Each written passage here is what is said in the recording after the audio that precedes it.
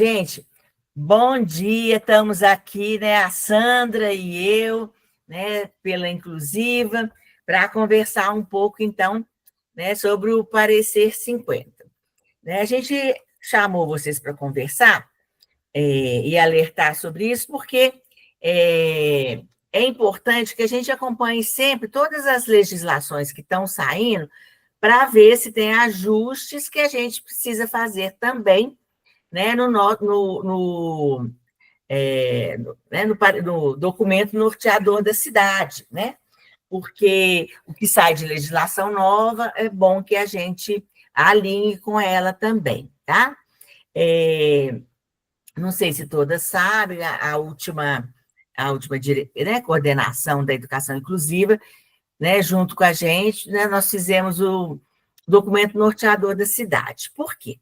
Primeiro, porque ele é um documento que dá. Estão ouvindo bem, Patrícia? Está travando para elas. Está travando para vocês? Estamos ouvindo. Tá, porque para a gente trava, a sua tela trava. Aí dá a sensação que vocês não estão ouvindo. Eu vou fechar um pouquinho para ver se melhora, mas a gente está escutando aqui, tá? Então, tá bom. A gente vai colocar um PowerPoint também daqui a pouquinho, que aí ajuda, né, clarear as coisas. Bom, então, gente, olha, a Márcia saiu ou caiu? Estou aqui caladinha. Tá bom. É porque sumiu da tela, ficou só eu e a Sandra, aí eu falei, agora é porque estava fechado. Não, pode fechar, não tem problema não. Gente, então, a gente vai começar falando um pouquinho, né? Por que de tudo isso, ou seja, onde é que... Deixa eu fazer aqui o compartilhamento. Vou voltar, né? Então, a Sandra e eu viemos aqui representando... Peraí que ele está... representando a Inclusiva, né? Aí fica o nosso contato lá no Instagram também, para vocês nos seguirem, tá, gente? A gente está postando sempre dia a dia aí, atualidades, então é importante que vocês nos sigam e também no nosso site, né? Porque a gente tem um blog onde a gente também está sempre trocando coisas com vocês, tá? Então, a gente queria começar falando aí sobre como que aconteceu tudo isso, né? Então, primeiro foi o parecer do Conselho Nacional de Educação.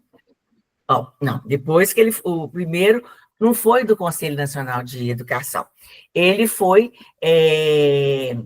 um parecer que foi redigido pela Comissão Bicameral, né, das duas câmaras da Educação Especial, e ele foi apresentado ao Conselho Pleno da Educação, né, no dia 2 de agosto, em sessão. Como é que é? Ô, gente, eu não entendi.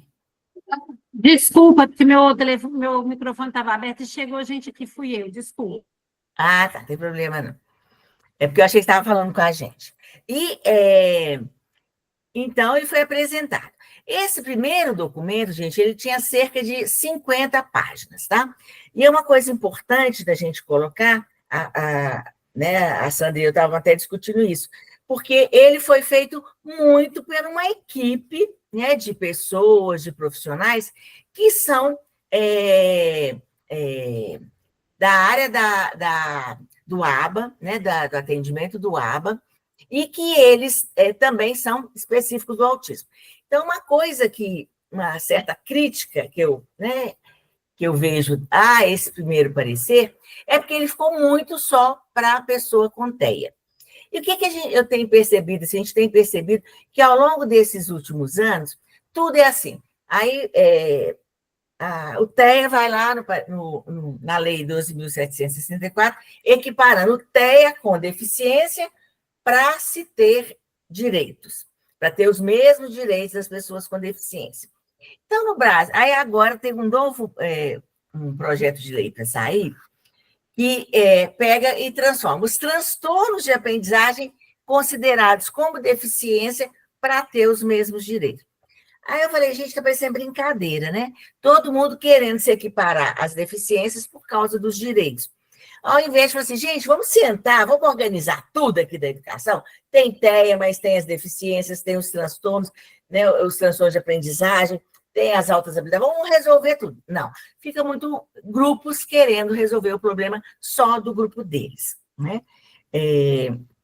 Então, esse documento, ele tem, né, o objetivo de trazer questões que esse grupo de estudo, né, a comissão bicameral, trazia para as crianças com TEA, e não para todo mundo, tá? Continua sendo para as pessoas com TEA, mas é importante que a gente entenda aí, né, algumas coisas que a gente vai falar daqui a pouquinho. Aí, nessa apresentação, o Conselho Nacional e a Câmara pediram, então, né, para fazer vistas ao documento, para aprimorar o documento, né, do texto. Esse texto, então, ele com umas 50 páginas, ele traz uma revisão detalhada de cada uma das legislações. Agora é o seu que está picando aqui para a gente. Aqui não deu sinal ainda de problema na internet, não. Vou tirar minha câmera. Vou tirar minha câmera. Para mim está normal. Está normal, engraçado. Eu vou tirar minha câmera, então, porque pode ser a daí que você está picando, mas não por causa da minha, por causa de vocês mesmos. Vou tirar minha câmera, tá?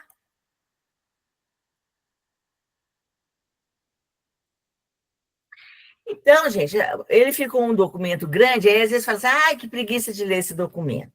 Por quê? Porque ele traz uma revisão detalhada, né? Passa lá pela Constituição. Então, na Constituição, isso fala do direito de todos à educação, a preferência pela escola inclusiva, e vai passando por todos os pareceres, né? Passa pelo Decreto 7.611 de 2011, passa pela como é que chama? Pela política, né? Pegando lá os pontos específicos. Então, o que fica grande nesse documento é essa primeira revisão, tá? Que ele faz, né? A gente até pensou em não fazer ela hoje para não ficar muito grande, muito extenso, e dar tempo da gente conversar, tirar dúvidas de vocês, tá? Mas, se vocês quiserem uma hora, a gente tem bonitinho, né, uma linha do tempo da educação inclusiva que a gente pode trabalhar com vocês, né, e vai ser um maior prazer para a gente. Bom, então, ele vem pontuando e passa pela Lei 12.764, né, que é o Estatuto, né, que é a Lei do Autista, né, passa por ela é tudo revisado a partir da Convenção dos Estados Unidos, de Nova York, de 2006. Então, ela é revisada tudo à luz dessa última, né, esse grande movimento mundial que teve, que foi a convenção, né, lá em Nova York. E ela chega, então, até a LBI, e onde ela, né, traz as questões da LBI. Então, além dessas questões, ela vem falar, é uma coisa que eu já tinha visto falar mesmo, até por um dos membros da Câmara, né, o Lucelmo Lacerda, que ele fala sobre a importância de ações baseadas em experimentos científicos, né, como na saúde. Então, eu só posso usar uma técnica um tratamento, né, como TO, se tiver evidências científicas que aquela técnica é boa, né? Então, ele tem falado já há algum tempo, né, e esse grupo trouxe isso junto do parecer, da importância da educação também vir mais ligada a evidências científicas, tá? Que eu acho que é uma coisa muito interessante para a gente na educação, né, escrever mais, pesquisar mais, né? Começar a mostrar evidências científicas no nosso trabalho, né? Acho que essa contribuição, até eu acho que é uma coisa importante para a gente adquirir, né? E só que ele falou muito do ABA, ele trouxe muita aplicação do ABA, né? Né, assim, baseado na psicologia, e tentando colocar a formação, a atuação do ABA dentro da escola, tá? Então, foi durante, né, muitas coisas dele, trouxe isso, que era, né, o ABA, né? Todo mundo sabe muito bem o que é, né? Quem não tem um curso, mas já ouviu falar, pelo menos. Então, ele não trouxe, assim, nada de tão novo, a não ser, né, essa revisão, que não é nova, mas foi à luz da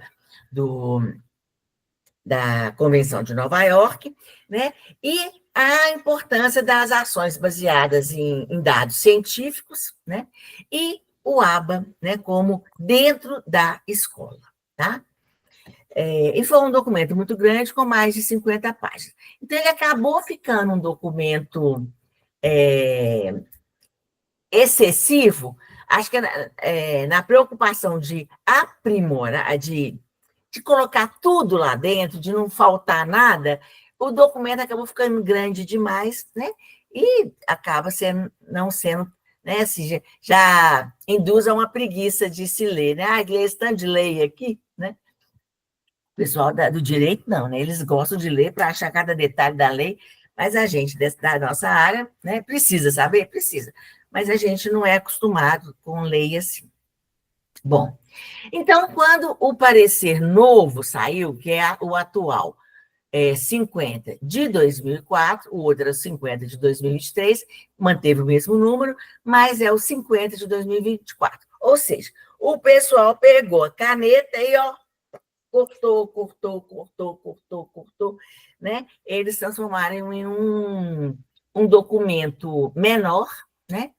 Em um documento bem menor, e tiraram algumas coisas, tá? Então, por exemplo, ele tirou, né, a importância das ações baseadas em evidências científicas, né? Né, muitas pessoas discutem isso, né? Eu, particularmente, Sandra, você podia falar a sua opinião também, tá? Eu acho que se a gente da educação começar a fazer mais pesquisa, né? Trazer evidência científica que isso dá certo, aquilo não dá certo, a gente vai ter um respeito maior na nossa área também. Mas isso é uma obrigação na área da saúde, né? Eu não vou virar e falar, toma tal remédio, por exemplo, né? Estou precisando de combater vou falar uma coisa grosseira. Estou precisando de combater uma giardia. Então, toma um pouquinho de... Sabe o que a gente usa em casa todo dia? Como é que chama? Pinho-sol? Não, esqueci o nome. Para lavar banheiro, essas coisas. Toma um pouquinho de soda cáustica, não. Toma um pouquinho de água sanitária, porque ela mata os germes do banheiro, vai matar os germes do seu corpo também, né? Então, ou seja, tirou uma coisa que não tem nada a ver, pôs em outra que também não tem nada a ver, né? Então, isso é uma coisa mais aleatória. E as questões baseadas em evidências científicas, por exemplo, na época da vacina, estava aquela vacina da Covid, ficou aquela discussão, toma vacina, não toma vacina, mas não tem evidência, mas tem evidência, e se eu tomar e depois me der problema, e se eu não tomar e depois eu morrer, né? Ficou aquela discussão toda. Minha filha, que é médica, ela falou, mãe, eu li todos os documentos, as evidências são que a gente precisa tomar mesmo, né? Tanto que ela estava trabalhando no hospital na época da pandemia, aqui no hospital público, que pede casa de Lomberes, e eles foram os primeiros a tomar, né? Ela falou, eu estou na linha de frente, né? Eu preciso tomar e vou tomar, né? Mesmo que tinha evidências científicas, mas não tinha o quê? Acompanhamento a longo prazo, porque nas evidências científicas a gente faz, né, o estudo, depois faz a meta-análise. Vão estudar se ao longo do tempo, aquilo que eu afirmei agora, esse método funciona muito bem na escola. Estou afirmando isso agora, porque na minha pesquisa de 5 anos acompanhando os meninos, deu esse resultado. Provei que é uma evidência científica. Depois, né, vai fazer um estudo a longo prazo, cruzar com outros estudos que foram feitos e vai ver, né, uma meta-análise, se realmente aquilo que no primeiro momento eu falei que era uma evidência científica se manteve durante maior tempo. Então, voltando para o campo da saúde, só para a gente entender, né, por exemplo, tem gente hoje que, se a gente olha a questão da vacina, né, a vacina da época da Covid, as 2 primeiras que eu tomei foram tiradas de linha. O que significa isso, né? Eu lembro que eu tomei a vacina, fiquei 2 dias de cama, que eu levantava para ir no banheiro, segurando nas paredes, tão ruim que eu estava. Era uma dor, eu falei, gente, eu estou com Covid, e pode me levar para o hospital, que é o tipo mais forte que tem. Mas não, era a reação da vacina. E, com o estudo aos longos dos tempos, eles cortaram as 2 primeiras vacinas que eu tomei. Eu falei, o que será que apareceu aí ao longo do tempo, né? Eles devem ter descoberto alguma coisa que ela, né, não seria tão eficaz, que podia trazer algumas coisas, mas eu também não li a respeito disso, como se diz, né? Chega, eu estou com muita coisa para ler. Então, gente, a evidência científica é isso, né? É a gente trazer para a área... Pode falar. Ivana, desculpa te interromper. Essa não, crítica mas eu pedi para você falar sobre essas ações baseadas em evidências científicas foi uma crítica a uma coisa que a gente vem lutando há muito tempo, de que a área da médica tem mais importância do que a área pedagógica. Então, eles falaram pouquíssimo, né, dos estudos pedagógicos, das questões escolares, daquilo que o professor evidencia no aluno, daquele conhecimento que a gente tem que ter do aluno. Então, nada disso teve importância, né? Então, é como se, de novo, a gente estivesse trazendo a área médica como mais importante para dentro da educação. Exatamente. O grande problema foi esse, né? Porque não falaram nada das questões pedagógicas, evidenciando as questões da saúde. Né, assim, se a gente trabalhar com evidências pedagógicas, né, bom, nós estamos usando essa estratégia pedagógica. Na pesquisa, né, a gente confirmou que essa estratégia pedagógica, ela é, né, adequada. Então, a gente tem uma evidência científica na área pedagógica. Mas esse grupo... E né, tira um pouco da questão da individualidade também, né, Nivane? Exatamente. Não é, né, a mesma coisa. Então, isso também foi uma crítica muito grande a isso, né? Quer dizer, a gente não pode pensar, porque as evidências científicas são baseadas em grupos, né, que são estudados. E a gente vê muita questão da individualidade, né, da pessoalidade do estudante. E isso, para nós, é mais importante do que um estudo que deu certo com um grupo de pessoas, né? Então, isso também a crítica também foi baseada muito nisso. Nesse sentido, verdade. Obrigada aí por complemento. Fica à vontade, tá, Sandra? A gente vai fazendo aí esse jogo. Eu vou trazendo, você pode ir complementando, fica à vontade.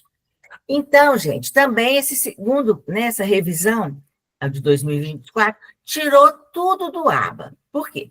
A ABA é uma metodologia, né, da psicologia, principalmente, não quer dizer que outros profissionais não usam, mas ela é uma teoria da psicologia que trabalha, né, como terapia, né, uma forma de terapia, e tem o profissional coordenador, tem o segundo, que eu esqueci o nome, e tem o AT, que é o atendente terapêutico, né?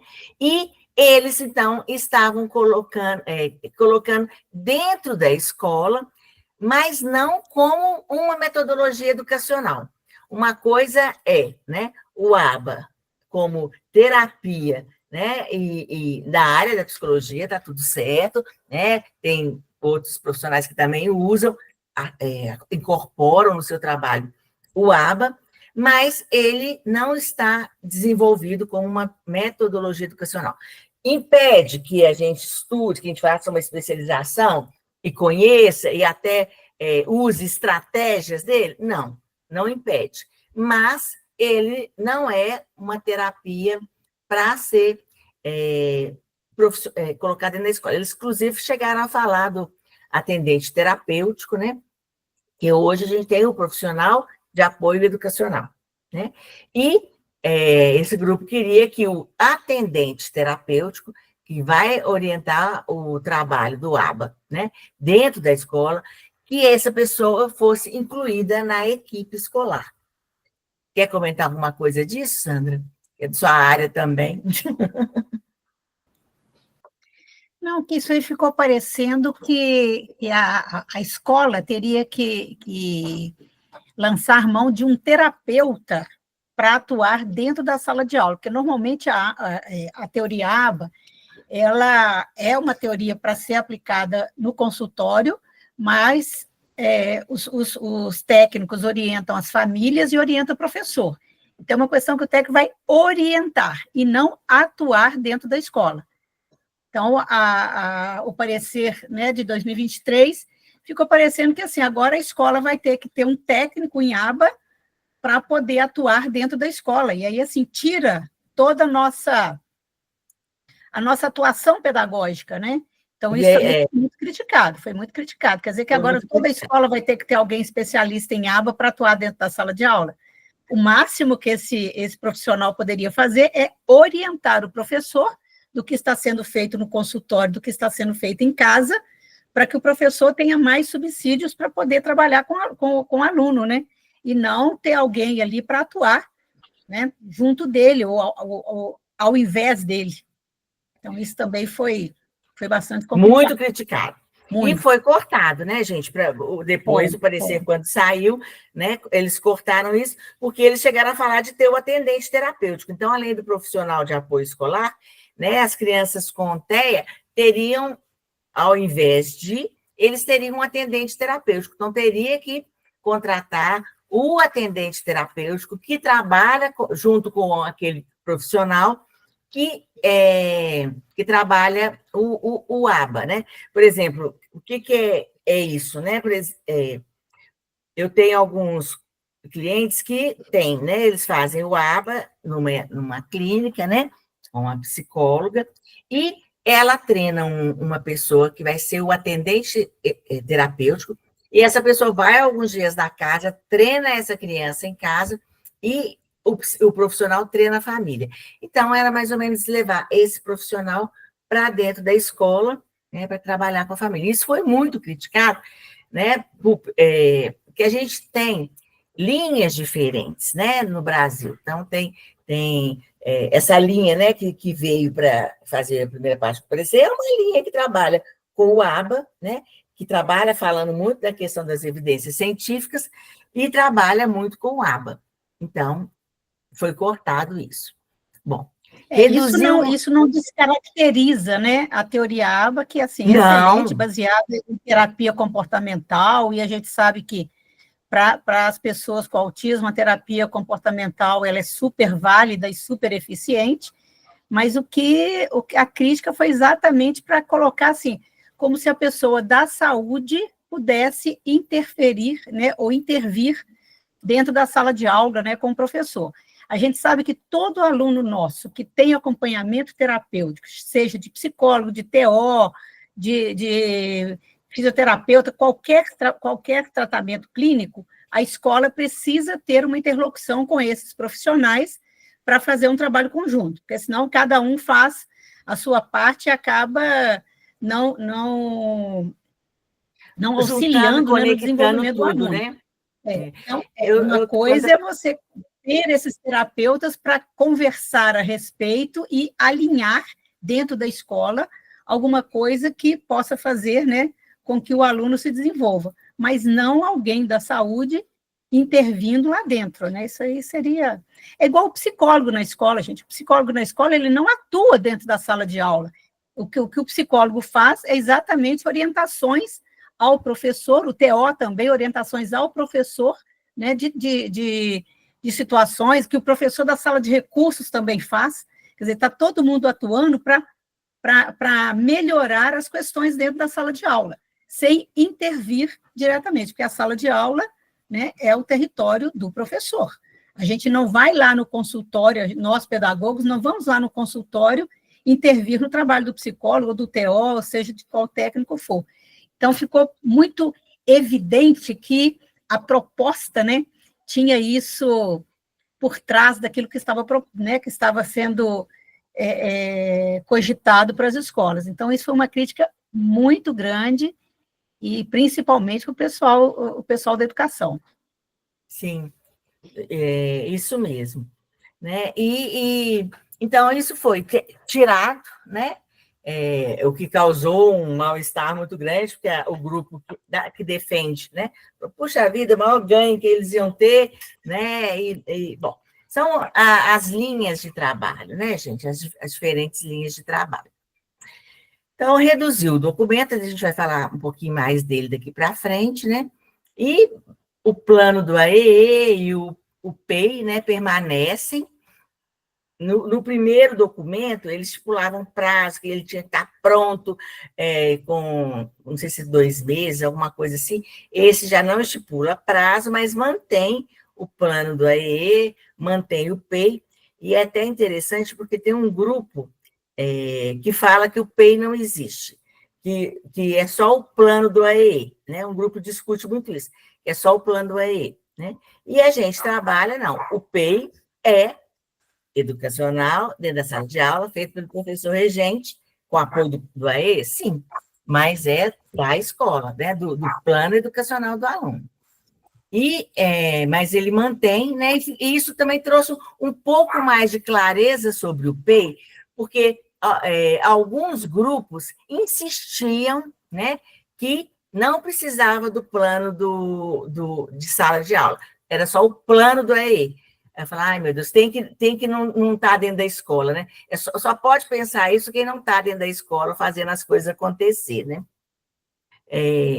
E uma outra questão, né? Fala na página 14, 15, também fala da não exigência do laudo para a gente começar a trabalhar. Então, essa é uma questão muito discutida também, né? Porque hoje em dia tem laudo, a gente faz o PDI, pode ter o acompanhante dentro de sala, não tem laudo, não pode, né? E já há mais tempo atrás, gente, tem uma nota técnica, que acho que não sei se... Depois que eu confiro o número dela em alguns minutinhos, que ela fala que a exigência do laudo fala de preconceito e de não assistência da escola às necessidades da criança. Por quê? A escola tem profissionais. Se o pedagogo observa que essa criança, né, tá com atraso no desenvolvimento visível, não está rendendo no trabalho pedagógico, né? Claro, você tem na turma uns que vão mais rápido, uns médios, uns mais para trás, mas ele está, né, muito diferente da turma. Então, você fala assim, pedagogicamente, o meu aluno, eu posso afirmar que ele tem necessidades educacionais especiais. É laudo? Não. Mas deixa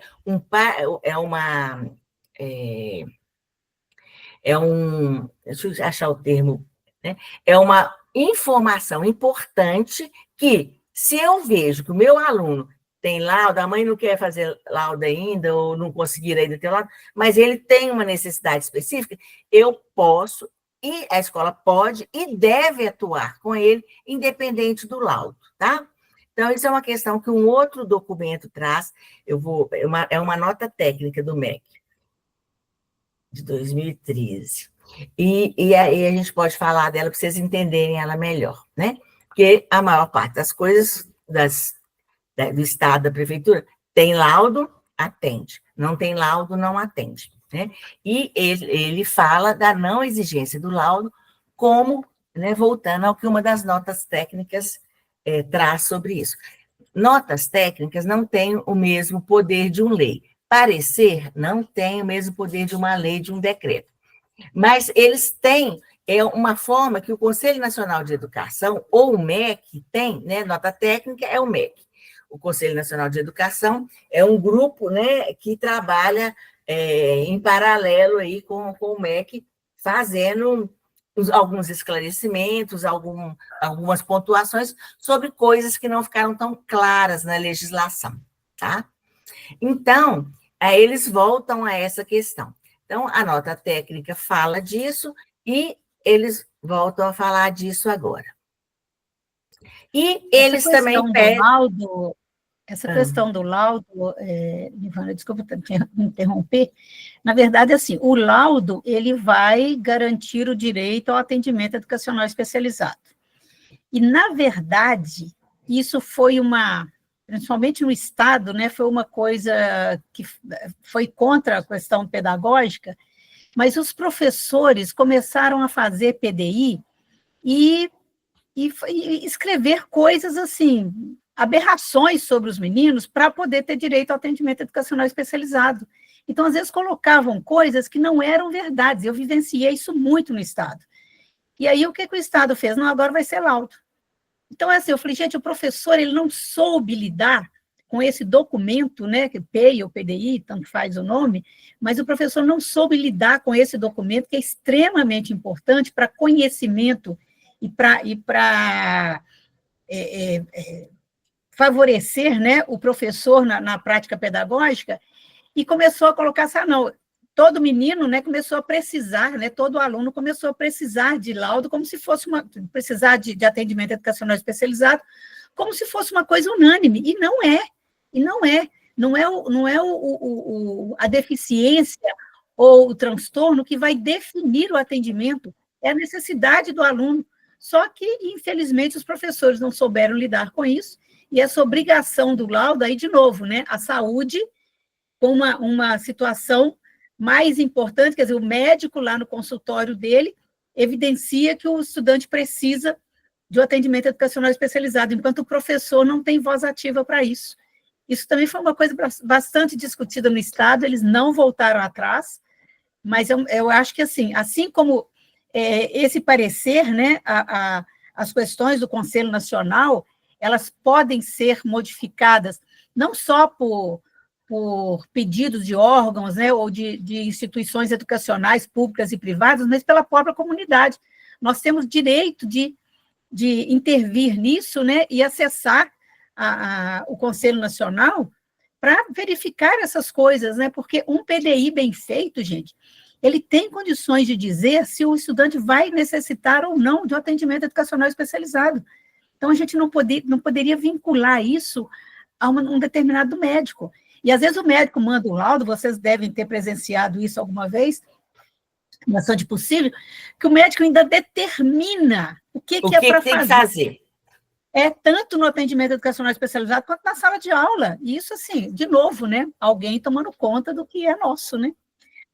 Nivânia, a Márcia levantou a mão aí. Oi, Márcia, pode falar que eu não estou vendo. É porque, assim, aqui no município, a gente, felizmente, a criança pode entrar para o atendimento especializado sem só laudo, né? A gente não garante só para o laudo. Tendo vaga, eles participam. Mas, mesmo estando no AE, a criança, toda criança que está no AE precisa ter o PDI, mesmo sem laudo? Se ela foi para o... Márcia, Nivânia, deixa eu falar isso aí, porque eu falo essa coisa, os professores brigam comigo, né? Para mim, pedagoga, eu acho que todo menino deveria ter PDI, todos 30, 35 da sala, tá? E isso que a Nivânia falou é muito importante, porque às vezes o professor ele consegue identificar na sala de aula quem não está indo bem, quem não está se desenvolvendo. Então, não é o laudo que vai definir que o menino precisa de PDI, é o contrário, né? O professor, ele precisa fazer o PDI a partir do momento que ele evidencia alguma dificuldade do aluno. Às vezes é dificuldade passageira, né? Uma coisa pontual, uma dificuldade de aprendizagem, mas pode não ser. E aí, assim, eu vou esperar para poder ver se isso é contínuo ou não, se isso é pontual ou não. Não, o menino não está se desenvolvendo, está tendo dificuldade, porque a gente sabe, isso que a Nivânia falou. Dentro da sala de aula, uns meninos vão mais, outros vão menos, mas aquele que destoa desse um pouco mais, um pouco menos, gente, o professor tem que fazer esse PDI, tem que fazer esse PI, né? Porque isso vai dar ao professor condições de elaborar sua própria proposta pedagógica. Né? E E essa coisa por de que falar você que... vai mandar para o AEE se em sala não está fazendo nada de diferenciado para ajudá-lo? Pois é, Mandou para o exatamente. AEE, tem que adaptar em sala também. Se vê E alguma coisa que primeiro, né? precisa Primeiro a trabalhar, sala de aula. primeiro, até antes de Primeiro a escolher sala o de aula. AEE, é começar a trabalhar dentro da sala de aula. O que eu vou usar de estratégias? O que eu vou fazer do meu PEI? Como é que eu vou organizar? Pegar os objetivos, reduzir os objetivos? Então, não tem, né, para a gente como, né, na nossa análise aí, né? Eu e participamos de um grupo de pesquisa há muito tempo também lá na PUC, de uma linha de pesquisa, e a gente discutia sempre essas coisas, porque, gente, é educacional, né? Ou seja, eu vi que o menino tem uma necessidade especial, ele precisa do AE. Opa, é óbvio que se eu vi que ele tem uma necessidade especial, eu preciso fazer o PEI para ele também, tá? Então, E buscar estratégias para minimizar, né, essas dificuldades. Gente, eu acompanhei um aluno que tinha...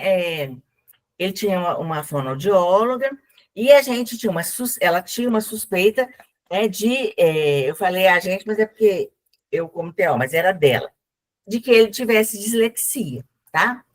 E ela estava trabalhando com ele até chegar o momento que ela falava, não, era só um atraso, a gente recuperou, ou não, é uma dislexia mesmo, né? E eu estava na escola, e o meu papel na escola, eu ficava dentro da sala de aula, observava o aluno na sala de aula, observava as interações, conversava com o professor, eu não ia vigiar o professor, eu queria ver os meninos, as interações, as dificuldades, onde que eu podia ajudar, qual estratégia que eu poderia sugerir, vi uma atividade que ela passou, qual a dificuldade que ele teve, para ajudá-la, né, no processo do PEI, ou PDI. E aí, a gente, a psicóloga, a fonoaudióloga veio, a gente conversou, aí falou, olha, nós, enquanto escola, decidimos o seguinte, se ele tem ou não tem a dislexia, tudo bem, o dia que tiver a resposta, tudo bem. Mas ele está tendo necessidades educacionais especiais aqui, a gente vai fazer o PDI dele e a gente vai fazer intervenções. Então, por exemplo, a gente fazia a prova dele em letra caixa alta, com um espaço maior, né? Ele tinha... a gente deixava ler a questão. O que está perguntando? Se a gente via que ele não tinha entendido, a gente lia para ele. Ele tinha direito de ter, né, tudo que o PEI garante, né? Por quê? Depois, acabei que eu não fiquei sabendo se ele tinha ou não, né? Porque eu saí dessa escola e não fiquei sabendo se ele era ou não. Mas, né, a gente foi fazendo tudo do PDI, porque ele tinha necessidade. Se eu fizesse a prova com ele, com a letra comum, ainda mais nesse segundo ano, eles usavam a letra Comic Sans, que ela tem umas voltinhas, né?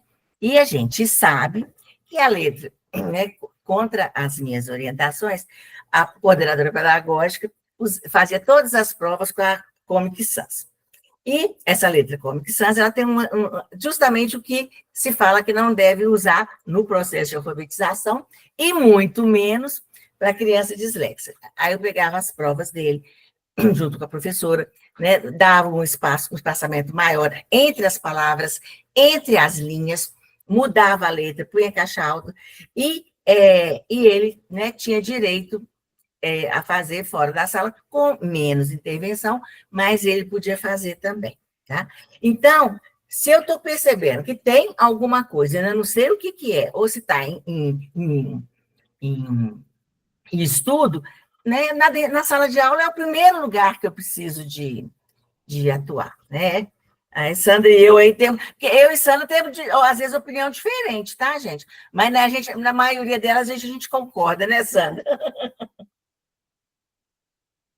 Bom, e outra coisa que o parecer trouxe foi a prioridade do TEA na matrícula. E aquela questão de multa, né, ao gestor, essa multa vai de 2 a 20 salários mínimos para o gestor, não é para a escola, não. É no CPF do gestor que não atender, né, que a escola não aceitar a matrícula da criança. Outra coisa também, né, o número de alunos por sala, número de alunos com necessidades especiais, por sala, que era uma coisa também, né? Que é uma coisa hoje em dia, né? O Estado tem bem claro isso, né? E são 3, né, Sandra? E uma atendente para até 3 pessoas, eles não fecharam essa questão, deixaram por conta do gestor, tá? Então, nós vamos continuar aqui trazendo aí mais algumas coisas. Outra coisa, o professor regente, ele passa a ser o responsável pela avaliação e pelo PDI ou PEI, né? Então, se isso não estava claro antes para alguns, para mim sempre teve, né? Mas para alguns, né, por causa das interpretações, o professor regente é o responsável pela avaliação do aluno de PDI. Se nós estamos no primeiro ciclo da educação básica, é um professor regente, né, e os especialistas. Se a gente está no 5º, 6º ou 9º ano, né, cada professor regente de disciplina, ele é responsável pelo desenvolvimento de atividades diferenciadas e pela avaliação daquele aluno. Então, por exemplo, eu avaliei, eu fiz o PEI, né? Então, do 5º ao 9º ano, a confusão aumenta um pouco, né? Eu lembro uma vez um professor de matemática veio para mim e falou assim, se ele não está no mesmo nível dos alunos, não tem jeito de ele ficar na minha sala, porque eu vou dar aula sobre isso, isso e isso. Né? Aí eu peguei e falei com ele, deixa eu te explicar. Na legislação hoje, independente de você pensar assim, né, você é responsável, é um dever que você tem, porque é um direito da criança ser avaliada, você vai ver o que ela sabe, que nível que ela está, quais as atividades que você vai dar. Mas ele queria me matar, né? Achou que era chatíssimo. Eu falei, vou te mandar as leis para você ver. Mas a gente foi conversando, teve um dia que a gente fez até teatro para ele entender como é que ele ia fazer para isso dar certo dentro da sala de aula. A outra coisa, né, que reforça é que o professor regente e o professor do AE devem se reunir periodicamente para ajustes e criação de material, tá? Isso é uma coisa que o parecer traz, né? Como sugestão, né? E como esclarecimento, que é a importância de que o professor regente e o professor do AE se reúnam periodicamente para ajustes do PDI, para ajustes do plano do AE e criação de materiais juntos.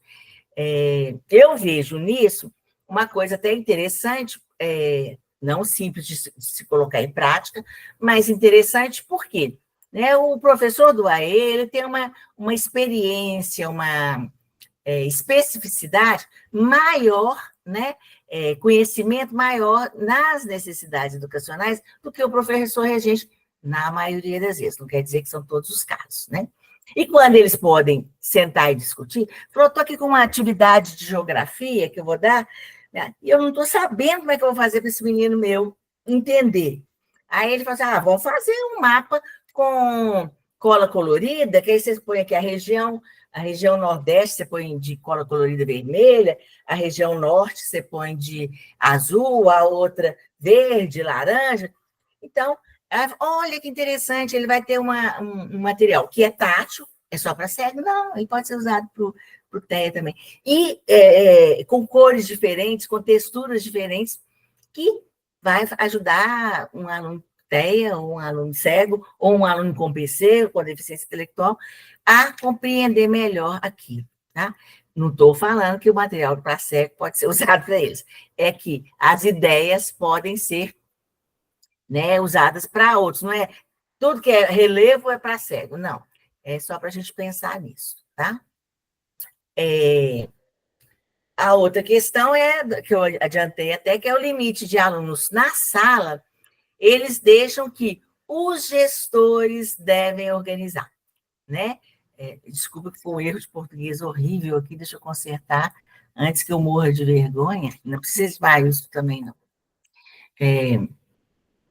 Então, mas eles sugerem que se faça uma distribuição equilibrada entre as turmas, né?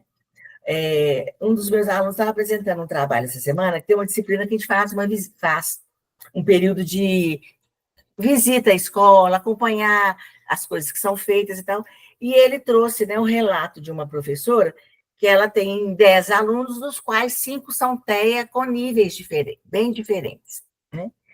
E 10, não, ela não tem 10 alunos, desculpa. Ela tem 20 alunos e tem 5 deles com TEA, né? E ela falou, e eu não estou conseguindo, né? Ela não estava tendo um profissional de apoio para auxiliá-la e ela não estava conseguindo. Ui, gente, peraí, saiu. E ela não estava conseguindo. Então, o que ele sugere? Uma distribuição equilibrada, né, para que seja possível um trabalho sem que desorganize o professor, sem que desoriente a turma também. E ele não define, infelizmente, está todo mundo fugindo disso, né? Não faz uma definição da formação, qual que é a formação que o profissional de apoio escolar precisa ter, né? Então, isso continua, isso desde da LBI de 2015, nós enfrentamos esse problema, né, essa questão, não vou falar de problema, mas essa questão, por quê? Se é definido que é um estudante de pedagogia, estudante universitário, ou não, pode ser, né? Então, dá margem a pessoas com nível de qualificação e formação, né, às vezes inadequado, assumam né, esses quadros, né? Eu lembro de uma das formações, a Sandra foi também, eu e ela fomos fazendo uma cidade, que não pode contar o nome, né? E aí a professora virou para mim e falou assim, porque eu sinto que a professora discrimina ele e me discrimina também. Então, a gente vê, né, que quanto menos capacitação, formação, nível sociocultural, né, mais as pessoas às vezes levam para o pessoal. Eu falei com ela, não tem a ver com você, né?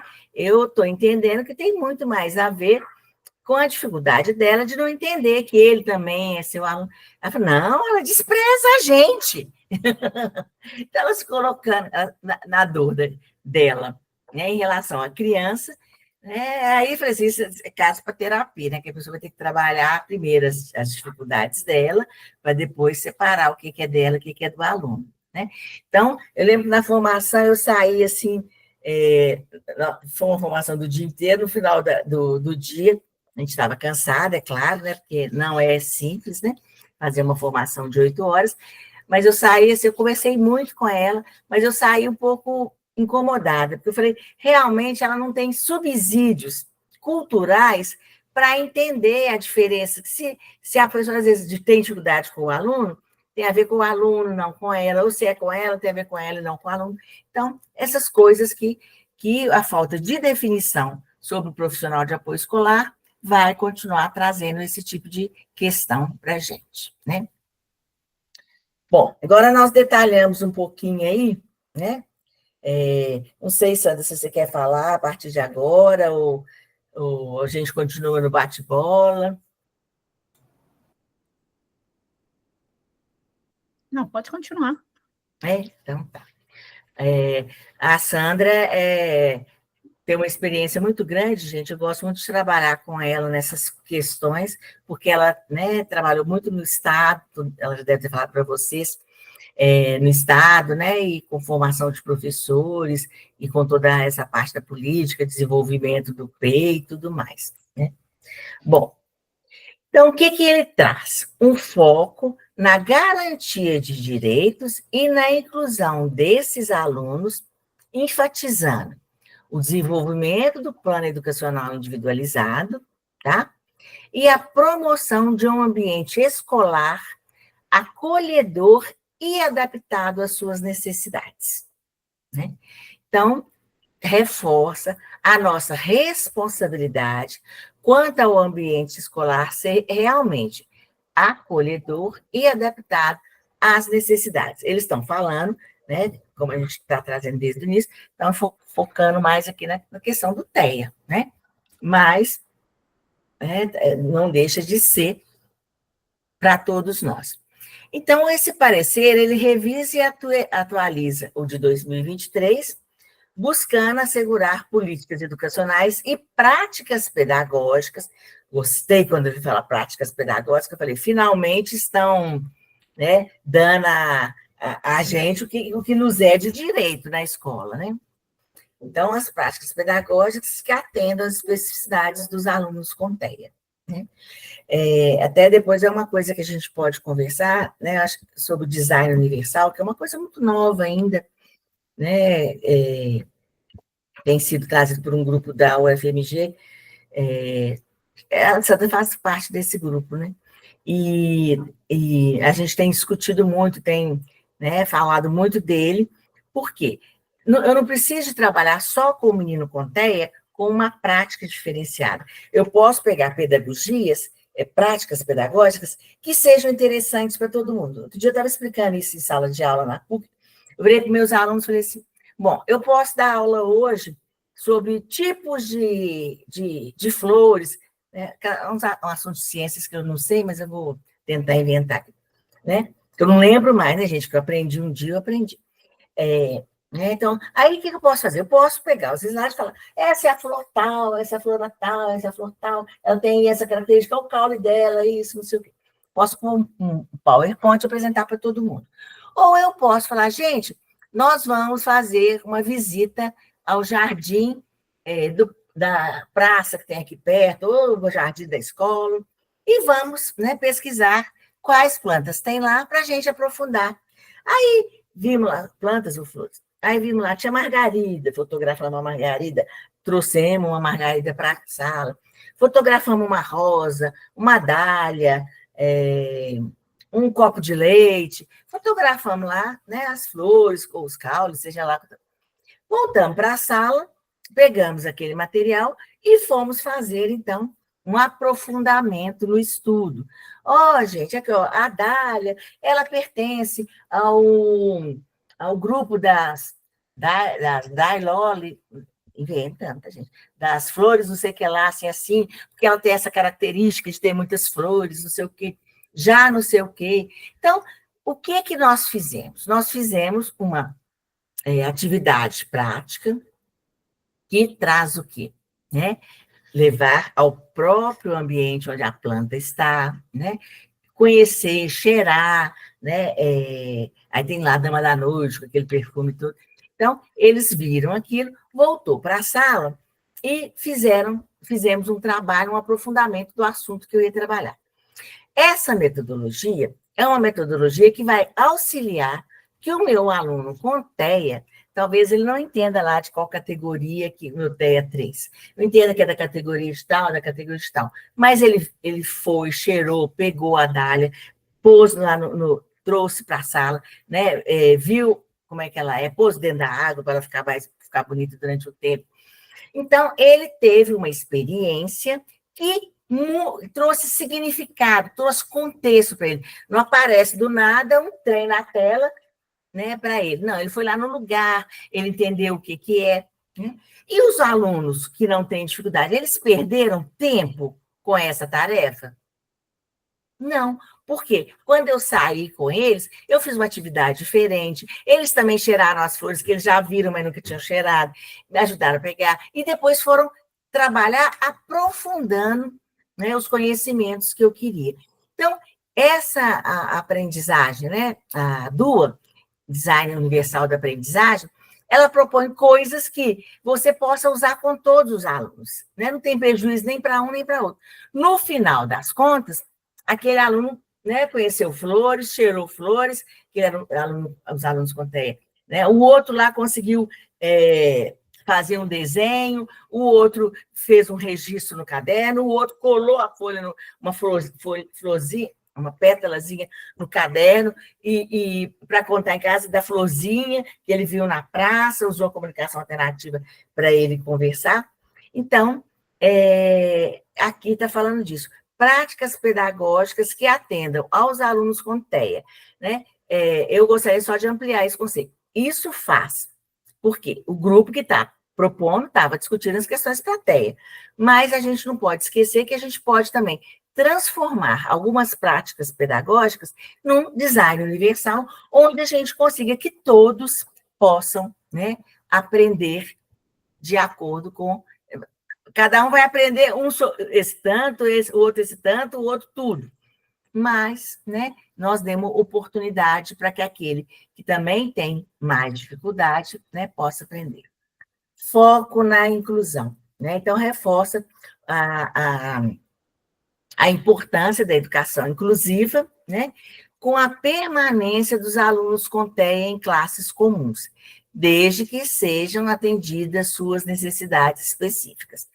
Então, já ouvi algumas discussões que, às vezes, o TEA com nível 3, será que não era melhor levar ele para a educação especial, porque ele poderia aprender mais dentro do nível dele e tal. E o parecer, não, ele reforça a importância da educação inclusiva e que as crianças com TEA, independente do nível dela, elas permaneçam nas classes comuns, mas desde que sejam atendidas suas necessidades específicas. E para isso, né, nós estamos discutindo, já estamos aprofundando nos, como é que chama? Nas funções executivas, né, para a gente entender, aprofundar um pouco mais nesse assunto e compreender, né? Ele propõe também os estudos de caso, né?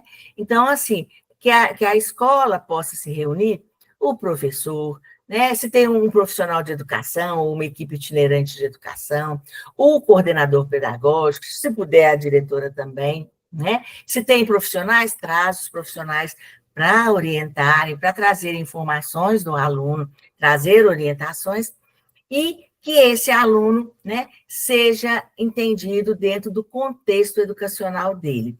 Ou seja, quais são as habilidades, quais são as preferências, quais são os seus desejos.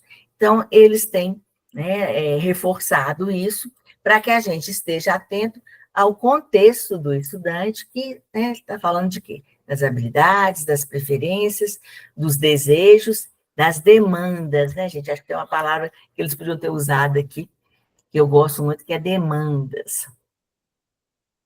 Quanto ao plano educacional especializado, né, ele fala que é a ferramenta central para o desenvolvimento do aluno com TEA.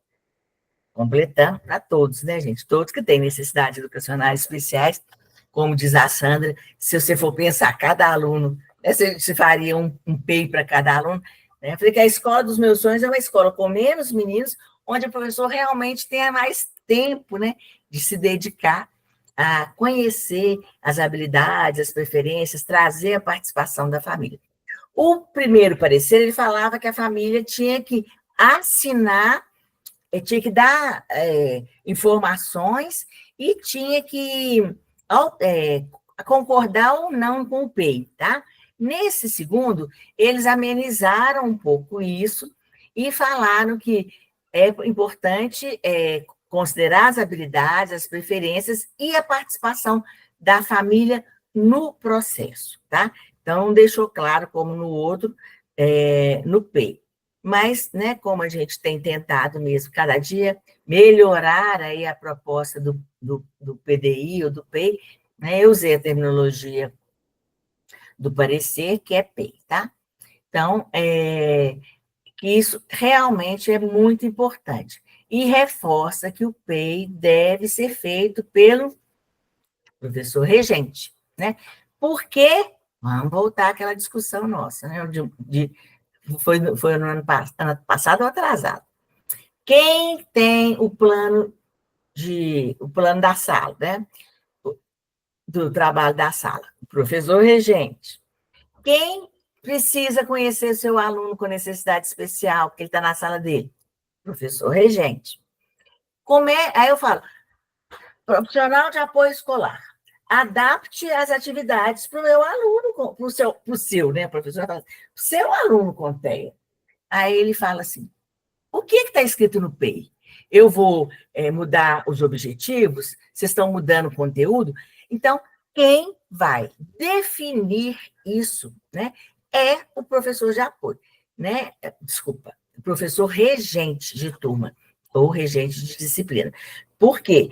Ele é que sabe o que está previsto no plano para esse ano. Nossa, eu estou no segundo ano, terceiro ano, o que eu preciso trabalhar com meus alunos. Então, eu não posso delegar uma pessoa que não tem nem formação para avaliar o aluno, não conhece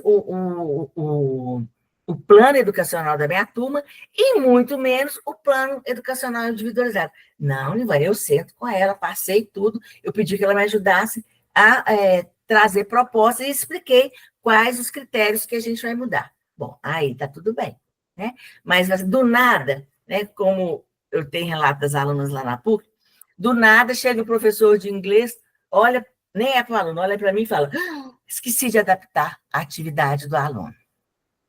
Aí, né, se adaptei para mim, né? Ou seja, você não sabe o que o professor quer trabalhar no inglês, qual que é o objetivo do desenvolvimento do inglês para a turma, e nem sabe qual que é o objetivo do professor para o desenvolvimento do inglês para aquele aluno, né? Então, ele reforça isso, eu aproveitei para trazer aí muito do que a gente discutiu, né, no início, o que justifica que o professor regente realmente seja o responsável, né, pelo P. A formação de professores, gente, é uma questão que a gente está fazendo, né? Graças a Deus, nós estamos fazendo, nós estamos aí, né, reunindo sempre, né, para que a gente possa estar atualizando, né, ajudando na compreensão, desmistificando, né? Eu lembro um curso que nós demos há muito tempo atrás, que chamava Desmistificando o PDI. Por quê? Ele era um tabu, né? Eu não quero pegar aquele documento para fazer, ele é grande demais, ele é difícil demais, né? Aquela coisa horrorosa, né? Todo mundo tinha medo. Vamos desmistificar o que é? Então, vamos dividir ele em pedaços, vamos compreender e vamos entender a importância dele, né? Então, a formação capacitada, claro que eles estão pondo com foco em quê? Alunos com TEA. Claro, a gente tem que considerar que hoje o número de TEA, né, na inclusão é muito maior do que as outras necessidades educacionais especiais e deficiências e altas habilidades, né? Mas a gente pode ampliar que, além dos alunos com TEA, né, a gente tem que ter um foco também nos outros. Mas ele fala aqui, foco em estratégias pedagógicas e metodologias inclusivas, né? E, né, depois nós vamos estudar um pouquinho mais sobre o design universal de aprendizagem, também para a gente poder ir ampliando essa formação, né? Então, isso eu acho que é uma coisa tranquila, que já está previsto, né, que vocês têm feito, vocês têm investido, além das capacitações com a gente, eu sei que vocês fazem outras também, né? E a gente tem que tentar trazer sempre nas nossas formações estratégias pedagógicas e metodologias inclusivas, justamente para auxiliar aí, né, a garantia dessa capacitação continuada, né? Então, outro aspecto que ele traz é o acompanhamento e a avaliação. Gente, está no final já, tá? Ele fala do acompanhamento e avaliação do progresso dos alunos com TEA, com o objetivo de ajustar o PEI e as estratégias pedagógicas conforme necessário. Então, ele reforça a importância do professor regente avaliar, reavaliar a cada período e reajustar o PEI e as estratégias. Né? Vamos dizer que para esse primeiro semestre, primeiro bimestre, segundo bimestre, eu defini algumas questões para tais estratégias, ao longo delas eu vi que aquela estratégia não funcionou. Para o próximo semestre, para o próximo bimestre, eu já vou trocar aquela estratégia, já vou ajustar o que ele já caminhou, né, do que eu tinha feito para ele. Então, a gente sabe, o PEI, ou o PDI, é um instrumento vivo e que precisa ser, né, continuamente atualizado, tá? Com relação às leis e às diretrizes, né, ele fez aquele apanhado, né, de tudo, principalmente sobre a educação especial e o autista. Então, ele foi contextualizando, isso depois, se vocês tiverem disponibilidade de ler, né, ele contextualizou as orientações para, né, o público-alvo do autismo, né, que era uma demanda do grupo que começou todo esse trabalho. Então, ele representa desde a Constituição Federal até a LBI, né, e nesse segundo documento, né, o de 2024, mais sintético, tá? E uma coisa importante é que ele foi homologado pelo MEC, né? o Conselho Nacional de Educação e o Conselho Permanente, eles são conselhos, eles não têm a força de um ministério, né? Então, ele foi aprovado pelo MEC. Então, isso, né, significa que o MEC bateu a chancela e isso passa a ser, né, um documento com nível de importância maior. Ele é uma lei? Não. Ele é um decreto? Não. Mas ele é um parecer.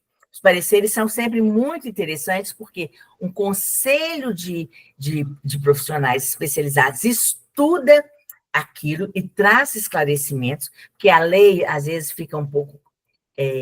deixa algumas lacunas, deixa umas coisas no ar, e ele aprofunda, e quando vai para o Ministério, e o Ministério homologa, significa que é uma coisa importante para a gente seguir. Por esse motivo, é que a gente trouxe para vocês... Ô, Nivânia, só um minutinho. Essa questão da homologação do MEC, a partir do momento que o MEC homologa, isso se torna norma. Né? Não se torna lei, mas se torna norma. E como norma, ela se torna obrigatória. Né? Não é lei, né? Não é embasado por lei, mas é uma norma. E aí... E é a nível nacional, né, gente? Exatamente. Ministério Nacional, né? São postas, passam a ter obrigatoriedade em todas as instâncias, né, da educação inclusiva municipal, estadual, né, e federal. Então, né, por isso que eu falei com as meninas, falei, gente, vamos ver, né, vamos ver o que isso, né, pode estar impactando, precisa de ser ajustado no documento norteador. Por quê? O documento norteador é um documento vivo também, né? Sai coisa nova, a gente atualiza ele. Sai coisa nova, a gente atualiza ele. Né? E a Sandra trouxe aí, né, mais claro, quando eu falo do aprovado, é norma. Precisa ser seguida, e por todas as instâncias, porque é de ministério. Né? O ministério, ele traz, né, questões que são federais. Tá? Bom, então, avançou.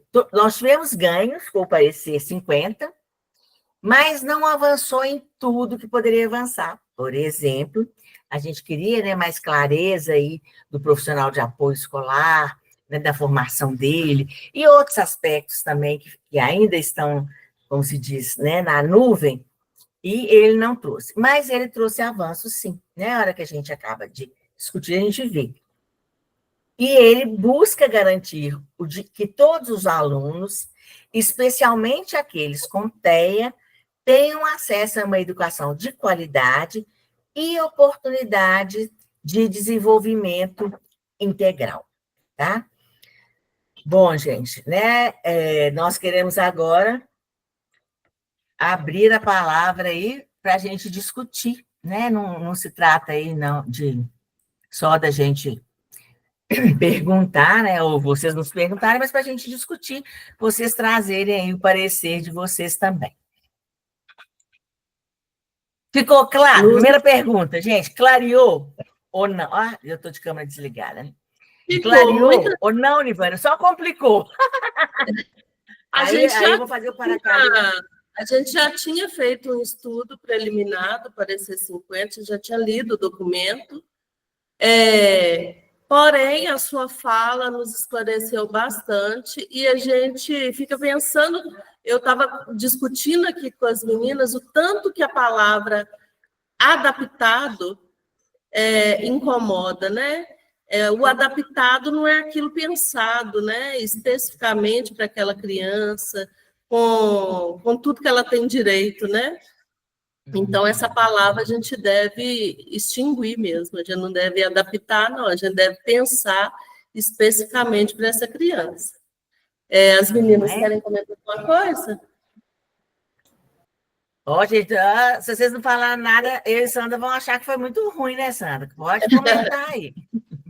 Pode comentar. Não entendemos nada. Ó, aproveita a Sandra, gente, vou fazer todas as perguntas difíceis para a Sandra, tá? Por isso que ela me convidou, né? Por isso que eu convidei a Sandra, gente. A gente sente que o documento ficou devendo ainda, né? A gente queria muito mais, vocês não estão me vendo, não, mas eu estou aqui do lado. A gente sente que ficou devendo mesmo. Que muitas coisas ainda precisam ser discutidas, né?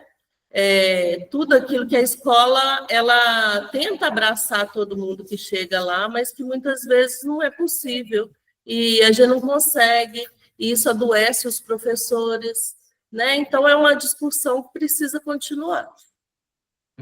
Mas mesmo assim, quer dizer, é claro que o documento ele não pode ser muito fechado, né? Abordando tudo como uma coisa obrigatória para todo mundo, porque as realidades são diferentes. Aí, no documento norteador, né, vocês vão fazer aquilo que é específico do município, né, da realidade de vocês, e no parecer tem todas as legislações, né, que podem embasar, porque muitas vezes tem muito professor que fala isso com a gente, onde que está a lei que fala isso, né? A lei está aí, gente. No parecer, ele traz essas leis e traz o quê? Né, o que é determinado legalmente, e tem muitas coisas também, por exemplo, o projeto político-pedagógico da escola.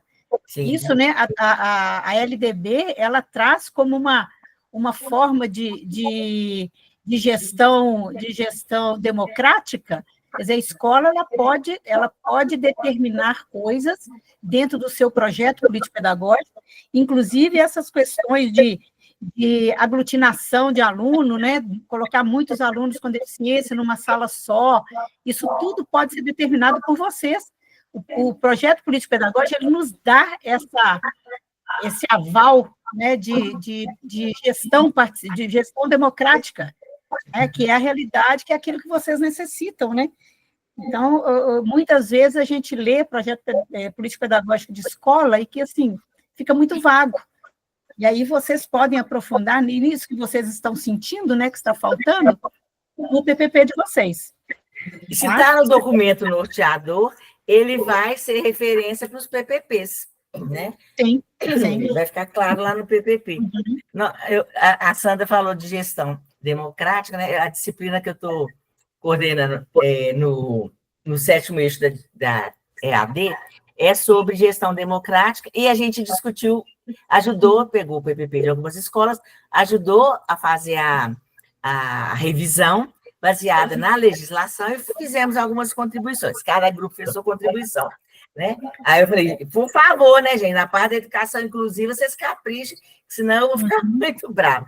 Então, por quê? São os documentos, às vezes, né, nem sempre a escola entende a importância claro que o PPP, né, ele tem que estar ligado direto com a proposta, né, que a gente organizou dentro desse documento norteador. E o documento norteador vai ajudar, né, facilitar essa definição aí.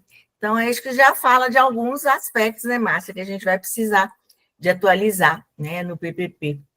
Que também no documento norteador, quer dizer, e depois no PPP. E depois no PPP. Também um documento vivo, como o documento norteador, né? A gente precisa estar atualizando o tempo inteiro, a partir das demandas particulares, né, de cada município, de cada escola, e para poder ajustar, né, as necessidades.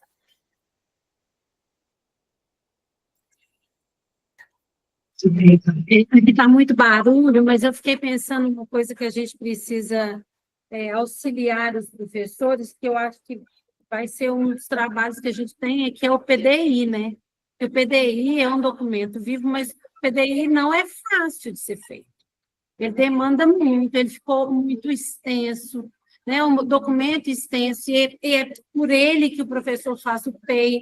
Então, fiquei aqui pensando, quando a gente fala do PDI para as crianças todas, como que a gente vai auxiliar o professor regente nessa execução, sabe? A minha pergunta pessoal foi essa, assim, como que o PDI vai ser um documento que seja de apoio e não mais um trabalho, sabe? É muito difícil. Eu acho que é uma questão bem pertinente, Márcia, né? E eu penso assim, que a gente vai ter que esperar o final desse ano para ter o feedback, né? Como é que foi? Bom, o que vai ajustar? Será que eu preciso dessa informação, dessa? Né, as meninas já fizeram, vocês deram uma mexida nas avaliações da avaliação proposta, né, pelo grupo anterior. Então, gente, será que isso é tão essencial? Vou tirar isso. Como é que eu posso fazer essa outra coisa para ficar mais simples? Então, a gente vai ter que continuar trabalhando nele. Ao final do ano, eu penso que a gente vai recolher, né? Eu sempre penso num questionário Google Forms, que a gente recolhe as informações e as sugestões e senta de novo para poder mexer no que for possível, né? Para ir melhorando isso. É um exercício, né, gente? Foi feito ano passado pela gestão que estava ano passado, um PDI novo, sabe, Sandra? Para creche, para educação infantil, não sei se você chegou a ver. Sim. E para primeiro, quarto ano, né? Então. Primeiro ao quinto ano. Primeiro ao quinto ano, desculpa, gente. Você é velha, hein? Sandra, eu não tenho cabelo branco. Ah lá, gente, a pessoa de cabelo branco falando de mim, ó, que é loura escura, tá? Já fui morena, agora eu sou loura escura. E fazendo análise e ouvindo, né, quem está usando, né? E também, gente, redimensionando algumas coisas também que eu acho que é importante, né? Tem que ver o tempo que esse professor tem para mexer com essas coisas. Você tem um horário pedagógico que ele possa trabalhar com isso, né? Então, algumas coisas que a gente possa estar vendo e repensando. Fiquem à vontade, gente. Alguma pergunta, algum comentário? Meninas, Eu estou doida para saber o que vocês estão falando aí. Brincadeira. Então, a gente só quer agradecer por compartilharem a experiência de vocês com a gente. Eu acho que esse compartilhamento é cada vez mais importante, né? Não só com as pessoas daqui de dentro da rede, mas quem está de fora também, trocando experiências e fazendo a nossa atuação aqui cada vez melhor. A gente agradece muito e esperamos ter mais momentos assim. A gente já alinhou algumas coisas, né, para julho também, segundo semestre, aí vocês vão fazendo a listinha das coisas que a gente precisa discutir, tá bom? Ok.